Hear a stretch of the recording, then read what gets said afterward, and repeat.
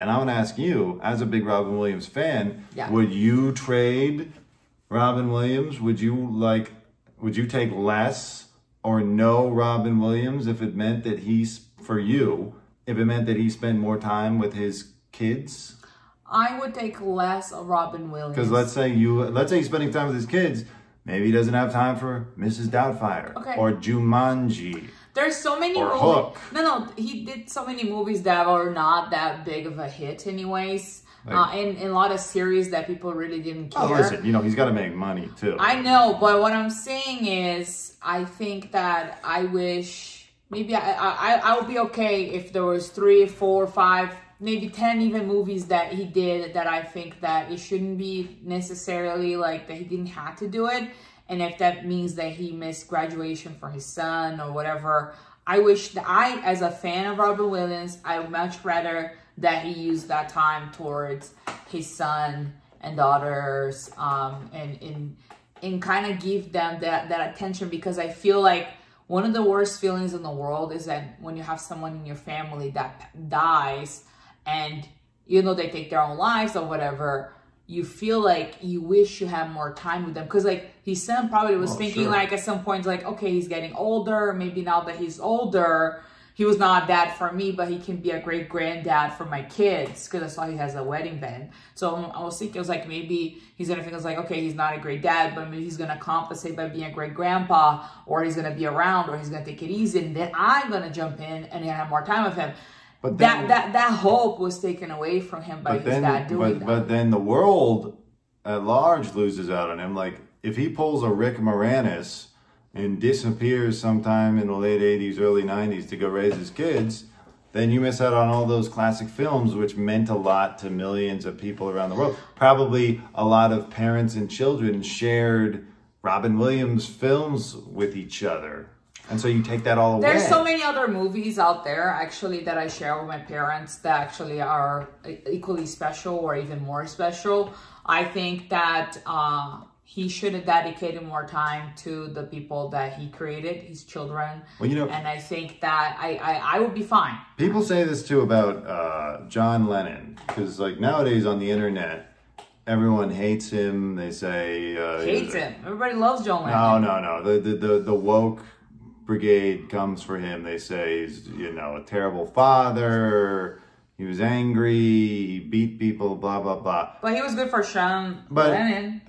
Well, good enough, I guess. But maybe enough for the British wife. But no, yeah, that's what I was gonna say. He has a kid, like right when the Beatles are first getting big in Britain, not even in America, in Britain. If he does what the internet would decide is the right thing and says, okay, I gotta quit the band and I'm gonna raise my son and be a good dad, then the whole world misses out on the Beatles music and the whole cultural revolution that followed, and the hundreds of millions, billions of fans and people who are so affected by the music, also he can go and raise one kid. And all these hundreds of millions of other kids and adults miss out on the greatness. Is that a worthwhile trade? I don't think so. Now, I'm being selfish because it's for my personal enjoyment, and I know I'm sure it was very hard for his son. It sucks for him and for that first wife, but, if most people are being honest, they'll take the music. I don't know. I cannot really put like an opinion on this, because it's like thinking about a child losing their dad. I know, it's terrible. For my enjoyment on a car drive or on a trip or in a wedding, I don't know. I mean, it's hard to but I mean, I guess I understand. Like, I think like he was a good dad for Sean Lennon, the kid with Yoko. Yeah. They take fishing. That's one of the things that his British son resents him. He saw him like John Lennon like interrupting tours to go fishing with Sean, or he would do things. There was like multiple videos of paparazzi of them like going to McDonald's or having a good time, or buying him a first PC from Bill Gates. Bill Gates showing him the Well, I don't know. That wasn't John Lennon. That was John Lennon. You never met Bill Gates? Yeah, he did. No, he didn't. Yeah, he did. Look that up. I'd like to see that. John Lennon and Bill Gates. Yeah. Look. Bill Gates wasn't even a thing by the time he was. He died. Yeah, he was in Creepy Sea. This was 1980 that he was Yes, he shot. did. No. I want to see this. Wait.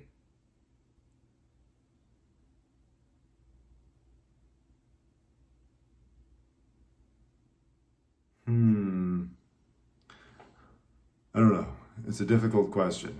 No, I saw it in a documentary. Difficult question that most of you out there have to answer for yourselves. Because if you've enjoyed the music or you've enjoyed the movies of Robin Williams, you've been a fan, then you know that there is a if you didn't know, now you know. There's a sacrifice that's made to the family. But then again, they both could have sacrificed all that time to go. I couldn't find here, but there was a work documentary. at a car company or something like that. There is a documentary about, I think it was like the Beatles, and there's like interviews with John Lennon, and then he's saying that the first computer, with the first PCs for people that were ever created, but like at home, that had Paint. Paint is like the app. It's kind of like a little application that people can draw in Windows. I know because I had a Windows. So the first one was created.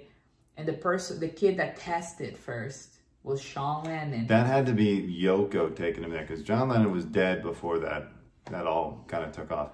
Not really. When he died? 1980. Wait. I think Apple was kind of around, but, and there were computers, but the personal computer, I don't think was at that stage yet. I don't think they ever met. And Bill Gates really didn't get that well known until it was Steve on. Jobs. It was Steve Jobs. Steve Jobs, yeah. But even then, it was like probably Steve Jobs and Sean Lennon, not John Lennon.